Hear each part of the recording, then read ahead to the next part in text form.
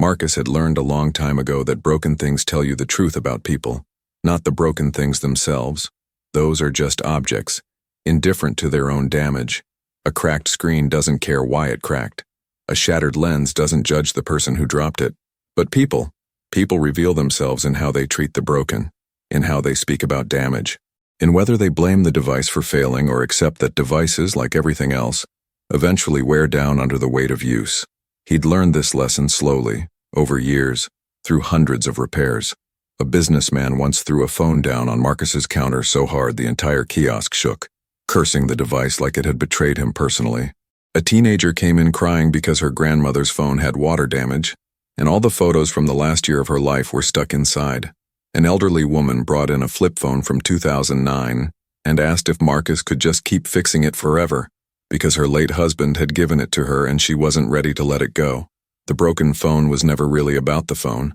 It was about what the phone represented: connection, continuity, the things we carry, the things we're afraid to lose.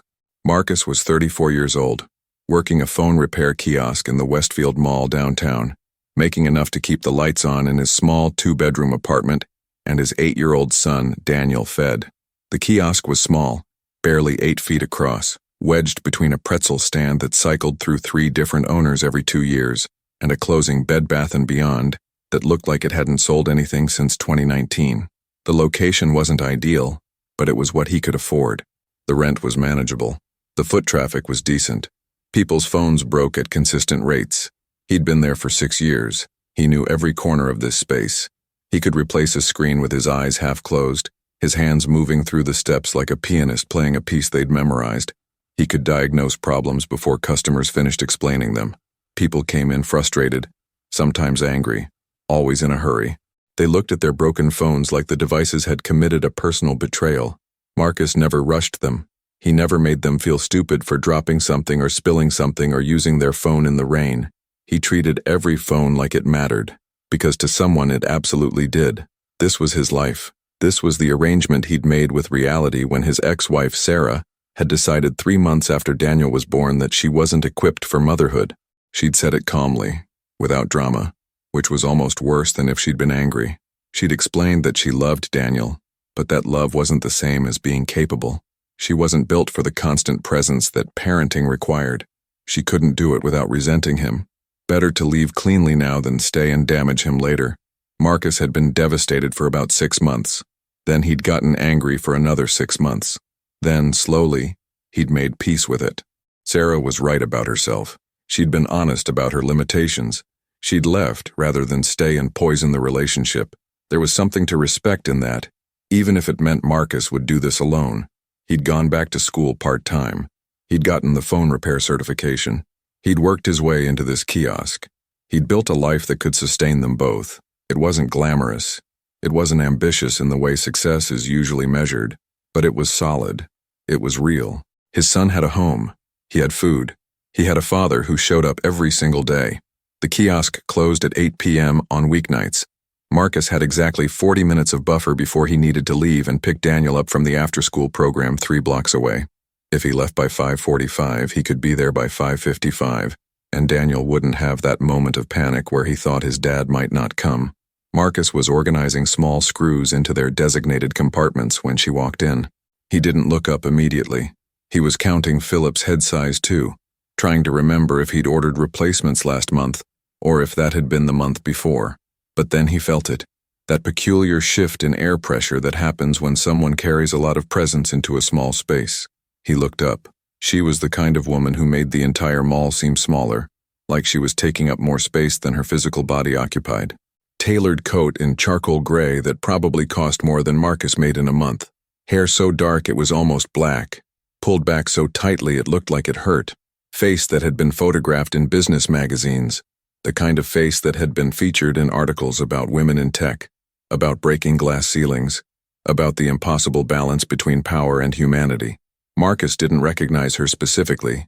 He didn't follow business news closely. He didn't have time for that kind of engagement with the world, but he could see she was important to someone. She carried herself like someone accustomed to being the most important person in any room. She was holding a phone like it had personally betrayed her. "Can you fix this?" she asked. Not please, not even a hello. just a demand framed as a question, the way people accustomed to obedience tend to speak. Marcus looked at the phone. It was an expensive model, the kind that cost more than his entire monthly rent. The damage was significant. A substantial crack across the upper left quadrant of the screen, a spiderweb pattern that suggested significant force. The crack was deep enough that he could see inside, see the layers of glass and technology and circuitry that kept the device alive. He analyzed the damage pattern carefully. The impact had come from the corner, which meant it had been dropped at an angle. The distribution of the break suggested it had hit something hard and unforgiving. A sidewalk probably, or a desk. The kind of fall that happened when someone was angry or distracted, or both.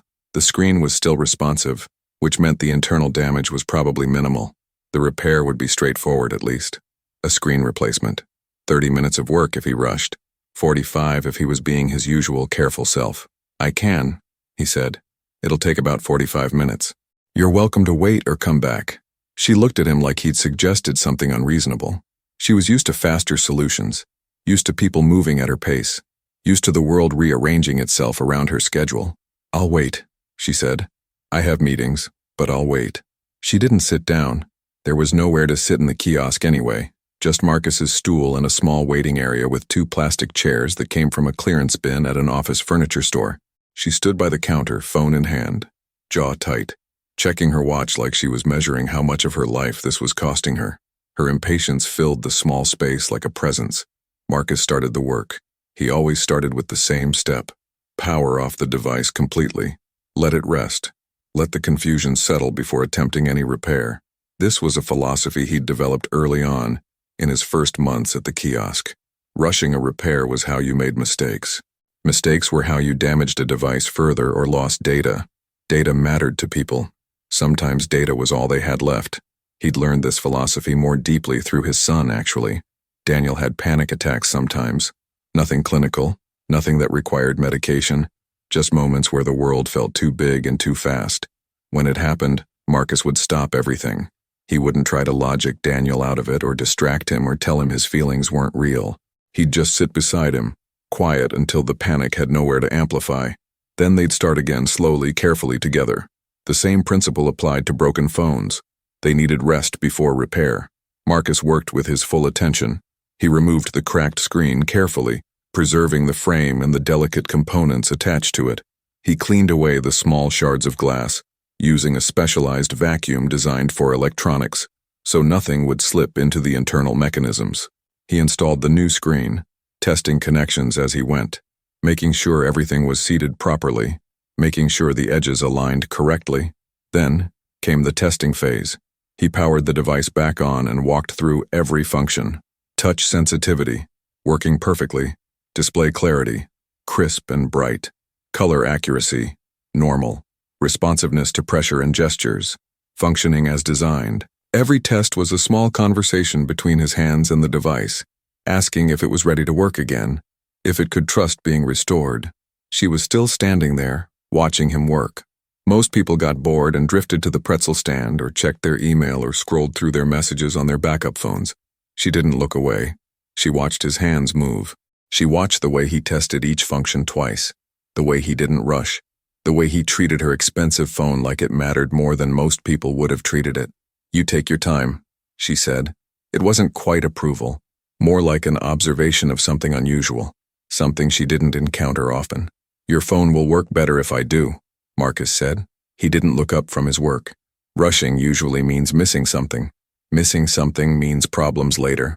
"I don't usually have time for philosophy from a minimum wage worker," she said. It wasn't mean exactly, but it wasn't kind either.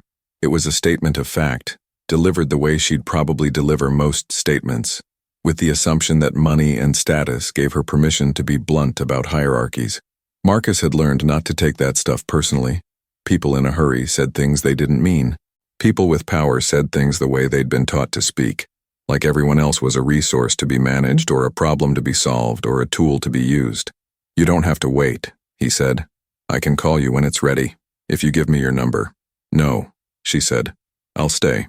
He powered the phone back on and verified everything was working. The screen lit up clean and new, like nothing had ever happened to it. He held it toward her so she could see it was functioning properly. She took it from him, checked the display, tested the touch screen with her fingers, opened a few apps to make sure nothing was corrupted. She seemed satisfied. She started to reach for her wallet. Then Marcus said something he didn't usually say. "You might want to check something first." She paused. "What?" "Your lock screen," he said. "Make sure it came through okay. Sometimes when there's this much damage, the software can get confused about what should be where." She looked at him strangely, like he'd made an inappropriate suggestion, like he was trying to be overly familiar. But she complied. She unlocked the phone using facial recognition. The screen came alive. It was a photograph of her, alone in a boardroom, sitting at the head of a massive table made of polished dark wood, and the table was completely empty except for her.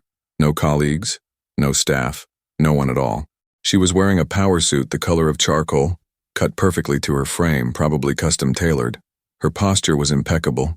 Her hands were folded precisely on the table in front of her. Her expression was what Marcus could only describe as conquered, not happy, conquered, like she'd won something significant by sitting alone at that table, like being alone was a victory. Marcus looked at the photograph for exactly 2 seconds. Then he looked at her actual face, standing in front of him in the small kiosk, lit by the fluorescent lights, holding her phone. The difference was immediate and striking. The woman in the photo looked like she was carrying something massive. The woman standing in front of him looked like she was still carrying it. $99, he said, turning back to his register to process the payment. But she didn't reach for her wallet. She was staring at the phone in her hand, at the image of herself alone. "Why did you tell me to check my lock screen?" she asked. Marcus could have said nothing, could have moved on to the next customer if one came, could have treated this like a simple transaction and nothing more. But something in her voice, something underneath the power and the authority, and the careful management of her public self, made him answer honestly. "Because," he said, "I wanted to see if the picture still looked the same after everything else was fixed." She looked up from the phone. She was looking at him directly now, and for the first time, Marcus saw something other than impatience in her expression. He saw a question. He saw someone looking at him like he might have an answer to something she'd been carrying alone. "Do you think I'm pretty?" she asked. The question was so specific, so vulnerable, so completely out of place coming from someone like her, that Marcus understood immediately that she wasn't asking about her appearance at all. She wasn't asking for a compliment or reassurance. She was asking something much larger and much deeper. She was asking if he saw her, not the version in the photo, not the version sitting at the boardroom table commanding power through absence of warmth, the actual her, the one standing in a phone repair kiosk asking a stranger if he thought she was pretty. Marcus thought carefully about how to answer. He thought about his ex-wife, Sarah, who'd left when Daniel was 3 months old, not because she was cruel or because she didn't care about their son, but because she'd looked at the life she was supposed to want and realized that she didn't want it. She'd looked at the version of herself that everyone expected her to be, and realized that version didn't actually exist. She'd been honest about that at least. She'd gotten out before she could resent her own son, before she could poison the relationship with resentment and trapped anger. Marcus didn't hate her for that. He'd made peace with the fact that some people aren't equipped for the lives they create. Some people need to walk away in order to be honest with themselves. He thought about Daniel, who'd asked him once when he was 5 years old, "Did Mommy not like me?" And Marcus had sat with him quietly for a moment before saying, "Your mom loved you. She just wasn't ready to be a mom yet. That wasn't about you. That was about her not knowing herself well enough to stay." He looked at Victoria Chen, standing in his small kiosk, waiting for an answer to a question that had nothing to do with physical beauty. "In that photo," Marcus said carefully, "you look like you're carrying something alone, something very heavy. That's not about being pretty. That's about being heavy. And I think the person in that photo doesn't believe anyone could help her carry it, so she's decided not to ask anyone at all." She didn't move for a long moment. She just stood there, holding her phone, looking at him like he'd said something that reorganized something inside her. Then she asked, "What's your name?" "Marcus." "I'm Victoria." She paid him. $99. Cash. She didn't ask for a receipt. She just stood there for a moment longer, like she was trying to memorize something about the interaction, about him, about the way he'd answered her question. Then she left. Marcus finished his shift. He organized his tools, wiped down his counter, locked up the kiosk at 5:45, and walked to pick up Daniel from the after-school program. His son was waiting by the entrance, backpack slung over one shoulder. telling Marcus about a kid in his class who'd brought a tarantula for show and tell. Not a picture, not a video. The actual spider, in a clear container. "Did you touch it?" Marcus asked. "No way," Daniel said. "But Jake did." Jake wasn't scared at all. He let it crawl on his hand. They walked home together talking about spiders and bravery, and whether being brave meant not being scared, or whether it meant being scared and doing something anyway. They cooked dinner together. Marcus chopped vegetables while Daniel stood on a step stool and stirred pasta sauce, concentrating hard on not making a mess. They ate at their small kitchen table, the one Marcus had found on the curb 5 years ago, and refinished himself. They did homework. Marcus helped Daniel with math, which Daniel found boring and frustrating. Then they moved on to reading together, a chapter from Percy Jackson and the Olympians, which Daniel loved because Percy had a single dad too, though Percy's situation was significantly more complicated than most. By 8 o'clock, Daniel was asleep in his small room, surrounded by drawings he'd made and books he was working through and a large stuffed octopus that he still slept with even though he was 8, and supposedly too old for such things. Marcus checked on him, covered him with his blanket, stood in the doorway for a moment just watching him sleep, the way he still did most nights, the way parents do when they're grateful that their child exists and terrified they might fail him. Then Marcus sat at the small desk in the corner of the living room, opened his laptop and continued the business administration coursework he was working through online. He was 43 credits away from his degree. He'd been 43 credits away for 2 years. Some nights he made progress reading through textbooks about organizational behavior and financial management. Some nights he just stared at the coursework, thinking about how much energy he had left after everything else, after the repair work, after being present for his son, after the emotional labor of being the only parent, the only structure, the only safety net in Daniel's life. Tonight, he managed to get through 3 chapters about supply chain management before his eyes got too tired to continue. He didn't think about Victoria Chen again that night. He fell asleep thinking about whether he could possibly add another tutoring client to his schedule, and how much money that would bring in per month, and whether it was worth the exhaustion. He thought about her the next day when she came back to the kiosk. She didn't bring a broken phone. Her phone was working fine now, fixed and restored. She just appeared, same time as before, same tailored coat, but this time she'd bought a coffee from the pretzel stand next door, and she stood by his counter, drinking it, watching him work on someone else's device. "Hi," she said. "Hi," Marcus said, not looking up from the screen replacement he was performing. "I was thinking about what you said," she told him, "about carrying something alone." "I shouldn't have said that," Marcus said. It was the professional response, the safe response, the response that didn't overstep the boundary between service worker and customer. "That was inappropriate. You came to me with a problem, I fixed it, and I made it weird with unsolicited philosophy. I apologize." "No," she said. "It wasn't inappropriate. It was the first true thing anyone said to me in maybe 5 years." She came back the next day, not for her phone, for conversation. She began visiting the kiosk during her lunch breaks, ostensibly to chat, but really to be around someone who saw her as a person instead of a title. Sometimes she'd bring coffee. Sometimes she'd just stand there, existing in the space. Marcus noticed her armor softening as the visits continued. The first visits, she'd stood rigidly. By the 3rd visit, she'd leaned against the counter. By the 5th visit, she'd asked if she could move the plastic chair to the corner and sit down while she talked. She'd talk sometimes. She'd tell him about her day, about a contract negotiation that had fallen through because she'd refused to compromise on something the other party considered non-negotiable. She'd tell him about an employee she'd had to let go, someone who'd been underperforming for months, and despite her warnings and support, hadn't improved. She'd tell him about how the people in her company were afraid of her, and she'd never quite figured out how to change that, how she'd tried being warmer, being more accessible, but it never seemed to stick. People still treated her like she might bite them. People still kept their distance. Marcus would listen while he worked. He didn't offer advice usually. He wasn't equipped to give business advice, and he knew it. He was a phone repair technician with a high school diploma and some college credits.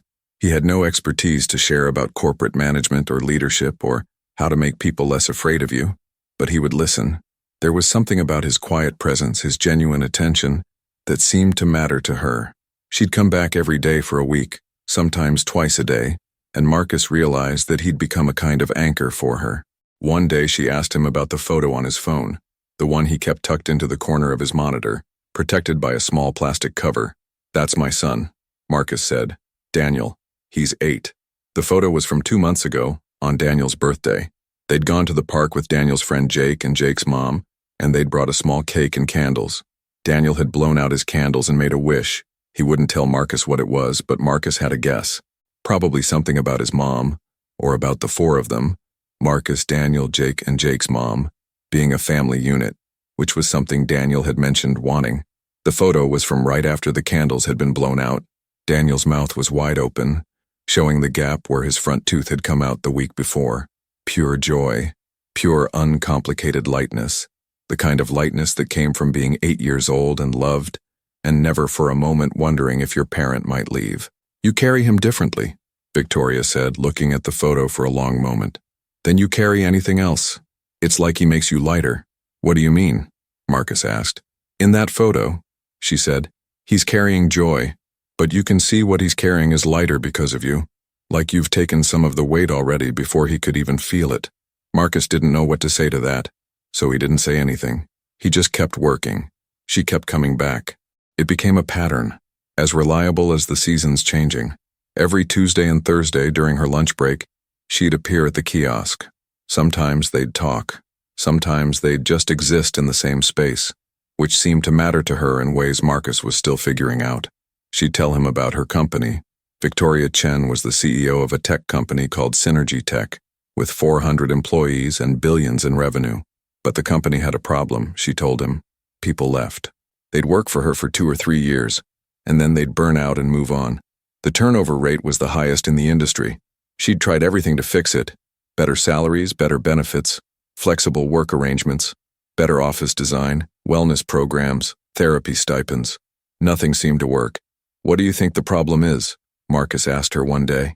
"I don't know," she said. "That's what's killing me. I don't know, and I'm supposed to be the smartest person in the room.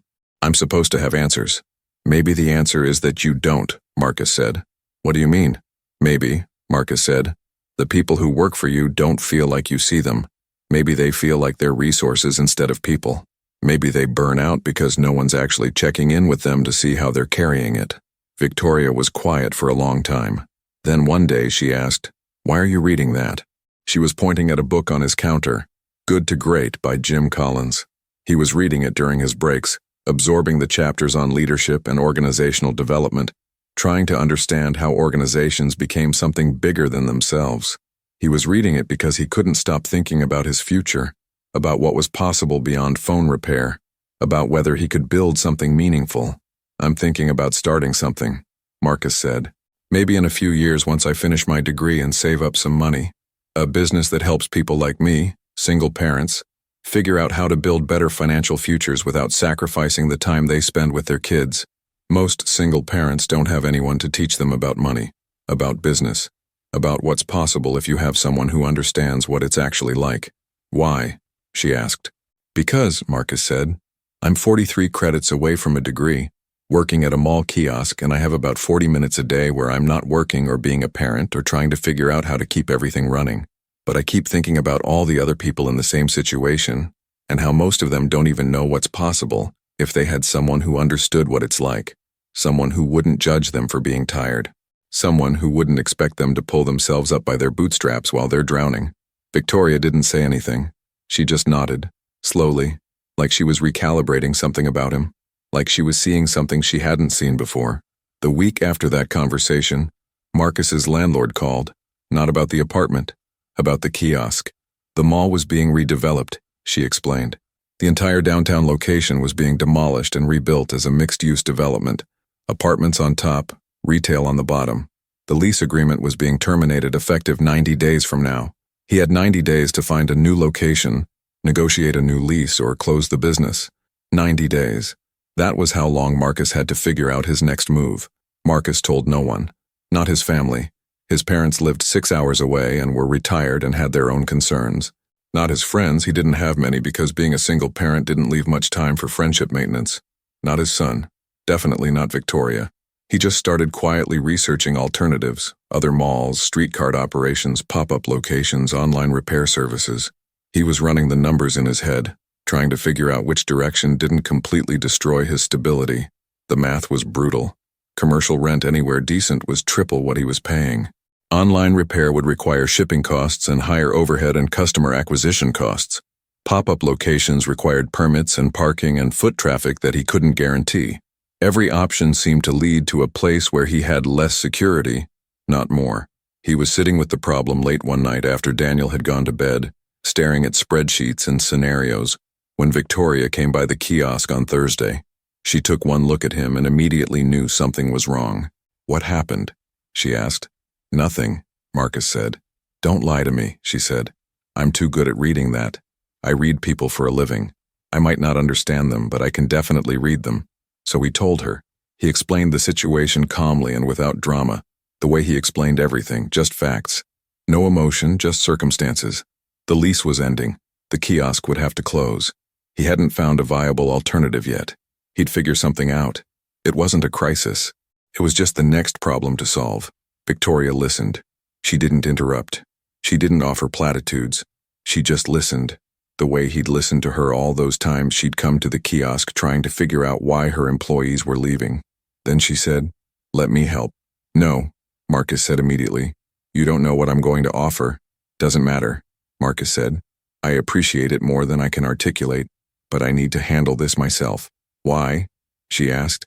And it wasn't a challenge. It was a genuine question. "Why is accepting help such a threat to you?" "Because," Marcus said, "if I start taking help now, I'll never know what I'm actually capable of. I'll always wonder if I could have done it alone. I need to know that I built this, that I figured it out. Not because I'm stubborn, but because my son needs to know that his dad can do hard things. That his dad can look at something broken and figure out how to fix it without needing someone else to rescue him. That's noble," Victoria said. "But it's also the philosophy that's breaking you." Marcus didn't respond. "Think about it," she said. "You tell me that your employees are burning out because they feel like they can't ask for help, that they have to carry everything alone, and you're doing the exact same thing." She left without saying anything else. Marcus thought maybe that was it. Maybe she'd finally gotten tired of the kiosk visits. Maybe she'd stopped coming. She didn't come back for 2 weeks. Then she showed up on a Thursday afternoon. She was wearing jeans and a regular coat, not the tailored coat she usually wore. No power suit, no armor, just casual clothes the way normal people dressed. And something about that made her seem smaller in a way that had nothing to do with actual size. "I have a proposal," she said. "Victoria." "Just listen," she said. "Please, just listen." Marcus listened. "My company is about 400 people," she said. "We have incredible products, incredible revenue. We're successful by every metric that matters in the business world. But we have a serious problem. Our employee turnover is the highest in the industry. People burn out. They leave. The ones who stay are resentful. We've tried everything. Better salaries, better benefits, better office design, wellness programs, unlimited vacation, remote work options. Nothing works.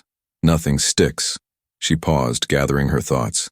"I think the problem," she said, "is that no one in leadership actually sees the people we employ. We treat them like resources instead of people. We extract their value instead of building their futures with them. We ask them to work hard without asking what working hard costs them. We celebrate success without asking what they sacrifice to get there." She paused again. "I want you," she said, "to redesign how we operate. Not as an employee, as a consultant. I want you to come in, observe how we treat people, figure out what's broken, and tell me how to fix it. You understand people. You understand dignity. You understand how to see someone when they're afraid. You do it every single day. That's the only qualification that actually matters." "I'm not qualified for that," Marcus said. "You're more qualified than anyone I could hire," she said. "I could bring in a fancy consulting firm and they'd tell me to optimize processes and reduce friction points. But you'd tell me the truth about what it feels like to be a person in that company. And that's what I actually need." Marcus thought about saying no again. He thought about independence and dignity, and doing things himself. He thought about pride, and whether pride was actually valuable or whether it was just fear dressed up in different clothes. But he also thought about something else. He thought about his son. He thought about how Daniel would need to learn that sometimes accepting help wasn't weakness. Sometimes it was wisdom. Sometimes it was understanding that you could keep building the exact same thing alone, or you could build something bigger with support. "What would the pay be?" Marcus asked. Enough, she said, that you could quit the kiosk tomorrow and start immediately. Enough that you could finish your degree without taking on tutoring clients. Enough that whatever business you want to start, you could start it from a position of strength instead of desperation. Why? Marcus asked. Why would you do that? Why would you invest this much in someone you met at a phone repair kiosk? Because, Victoria said, you asked me once if I was pretty, and instead of telling me what I wanted to hear, you told me the truth. No one does that. People tell me I'm brilliant. They tell me I'm powerful. They tell me I'm intimidating. But no one had ever told me that I looked like I was carrying something alone. And I realized, standing in that moment, that I'd spent my whole life becoming excellent at everything except the thing that actually matters, seeing the people around me, really seeing them, not as resources or obstacles or people to manage, as people. And I need you to teach me how to do that. And I need you to help me build something where other people don't have to be invisible. Marcus said yes. The transition took 3 months. He gave notice at the kiosk. The owner, a kind man named Robert, who'd employed Marcus for 6 years without ever treating him like he was less than, was sad to see him go, but understood completely. You're going to do great things, Robert told him. I always knew you would. Marcus started consulting for Victoria's company in January. He spent the first month just observing. He attended meetings. He watched how people spoke to each other. He noted when people lit up in conversation, and when they dimmed. He documented the 1,000 small ways that organizations extract value instead of building people. He listened to conversations in break rooms. He read employee reviews. He looked at the patterns of who left and when and why. Then he wrote a report, a detailed psychological report about what he'd observed. The report began with a simple premise. Synergy Tech was excellent at extracting value from people and terrible at building people. The company had optimized for productivity and profit without considering the human cost of that optimization.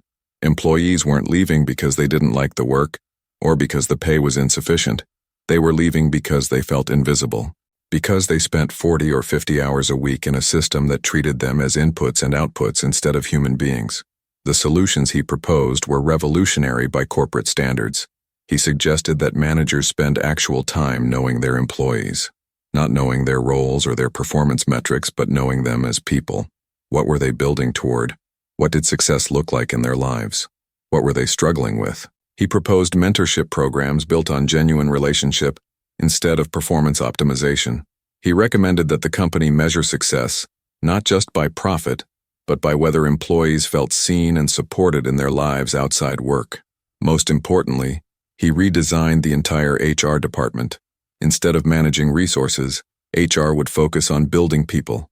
Instead of trying to fit employees into the company's needs, HR would help employees build their lives within the framework of work. It was a radical shift. It was also, Marcus believed, the only way to stop the bleeding. Victoria implemented every recommendation. Some of her senior leadership team pushed back. Profit margins might decrease, they said. Efficiency might suffer. But Victoria stood firm. She'd learned something from Marcus that she couldn't unlearn, that people mattered more than systems. The changes took 6 months to show real results, but by month 8, turnover had dropped by 63%. Employee satisfaction scores had jumped dramatically, and something else happened that surprised Victoria. The company's revenue actually increased, because people who felt seen did better work. People who felt supported stayed. People who believed in the mission became advocates. They didn't just show up to work. They brought their whole selves. Marcus was offered a permanent position, Vice President of Human Development, a salary that made him sit down when he saw it written down. He actually cried when he looked at the number. It was more money than he'd made in his entire life. It was more than enough. It was more than enough. He accepted.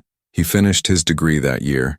He completed his final courses while working full-time, while being a present father, while helping Victoria redesign the culture of her entire organization.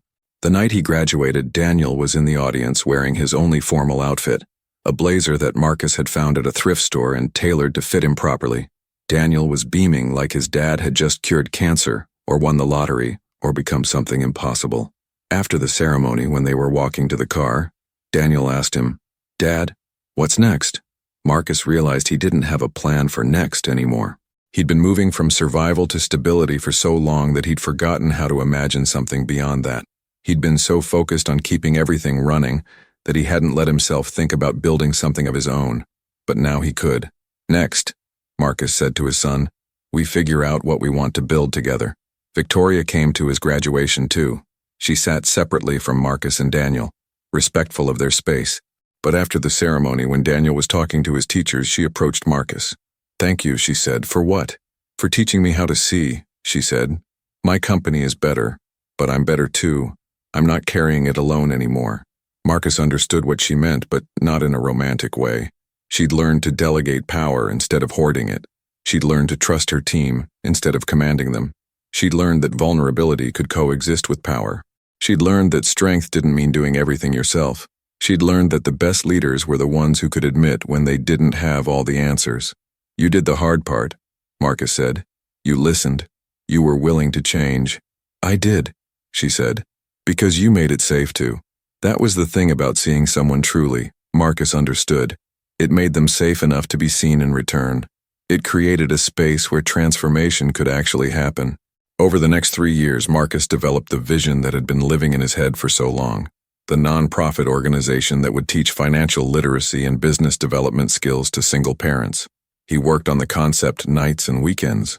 He wrote business plans, he researched funding. He talked to other single parents about what they actually needed, what kept them up at night, what they dreamed about when they let themselves dream. Victoria supported the concept from the beginning. She provided seed funding. She made introductions to potential board members. She connected Marcus with people who could help him navigate the nonprofit landscape, but she was careful not to overshadow his vision. She understood the importance of letting him build something that was genuinely his, something he'd created. They called it the Visible Foundation. The mission was simple, to help single parents see their own potential and teach them the skills to build the lives they wanted for themselves and their children. It started with 12 participants. Marcus taught the first cohort himself, working it around his job at Synergy Tech. He taught financial literacy. He taught basic business concepts. But more importantly, he taught visibility. He taught people how to see themselves the way he'd learned to see people, not as broken things that needed fixing, but as things that just needed attention and care, and someone who believed they were worth fixing. By year 2, the Visible Foundation had trained over 100 single parents. By year 3, over 300. 78% of participants had started their own businesses or advanced significantly in their careers. The program had a waiting list of people who wanted to join. Schools and social services organizations began referring people. Word spread through communities. The Visible Foundation became something that actually mattered. Daniel, now 11, volunteered occasionally, helping set up for events, learning what his father was building. He understood, in the way kids sometimes do without being explicitly told, that his father wasn't just fixing broken things anymore. He was helping people see their own value.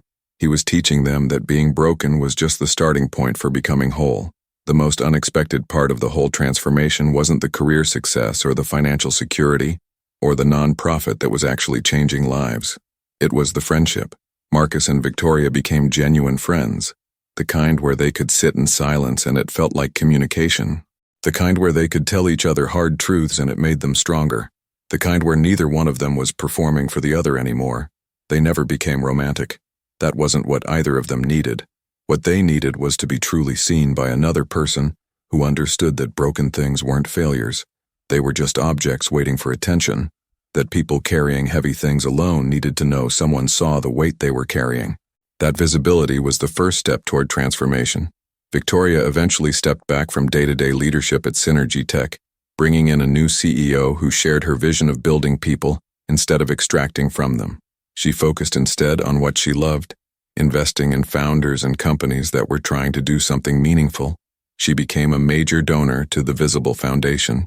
She served on the board, but the work belonged to Marcus. One evening, about 4 years after that first conversation at the phone kiosk, they were sitting in Marcus's office at the Visible Foundation. It was a small office, nothing fancy, located in a community center in a neighborhood that needed what they were offering. The sun was setting over the city, casting everything in golden light. Victoria was looking at a new photo on her phone. "That's my new lock screen," she said, showing it to Marcus. It was a photo from the Visible Foundation's third-year graduation ceremony. It showed 47 single parents who'd completed the program, standing together in the community center, holding their certificates. smiling in ways that looked like relief and hope mixed together. Some of them were crying. Some of them were laughing. Some of them were holding their children who'd watched their parents graduate from something and become something more. Not a single one of them was alone in the photo. Better? Marcus asked. Infinitely better, Victoria said. The truth that Marcus had learned, and that Victoria had learned from him, was that deserving wasn't something you achieved through perfection or power or isolation. Deserving was something you built by being genuinely present with the people in front of you. It was built by asking real questions and listening to real answers. It was built by seeing someone and letting yourself be seen in return. It was built by understanding that the most attractive thing about a person wasn't their physical appearance, or their status, or their accomplishments. It was the depth of their seeing. It was their willingness to be present with another person's struggle. He'd learned it from fixing broken phones. She'd learned it from asking a stranger if he thought she was pretty, and getting the only honest answer anyone had ever given her. In the end, grace wasn't about one person rescuing another. It wasn't about the powerful person helping the struggling person. It wasn't about transaction or obligation. Grace was about two invisible people finding each other and making each other visible, and then spending the rest of their lives teaching everyone else how to do the same. If you're watching from a city where single parents are building something invisible, drop your city in the comments. I want to know where you are. I want to know your story. Have you ever asked for something you were afraid to ask for, and gotten an honest answer that changed everything? Tell me, that moment, when someone sees you, that's what changes everything. What's the hardest thing you've had to figure out alone? Comment your story, because someone else is carrying the same weight, and they need to know they're not alone. Single dads or single moms doing extraordinary things, send me your story with your city. I'm reading every one. I'm seeing every one. Do you work for someone who actually sees you? Comment your city and tell me about it. Because work is where we spend half our lives, and we deserve to be seen there too. If you're from a city where single parents need support, where they need someone to teach them they're not broken, let me know in the comments. This is built for you. This is meant for you. Have you ever seen someone's character change an entire system? Tell me your city and your story, because that's what this is about. That's the whole thing. What does being truly seen feel like? Comment below. I'm hearing your stories. I'm seeing you. Know a single parent with a turnaround story? Send it to us. Include their city. Include what they built. We're collecting these stories because the world needs to know they exist. If you believe good character deserves good things, subscribe to Single Dad Tales. Next week, a story about the dad who rebuilt everything after losing custody and found something better than what he'd lost. Make sure you're subscribed. Make sure you don't miss it.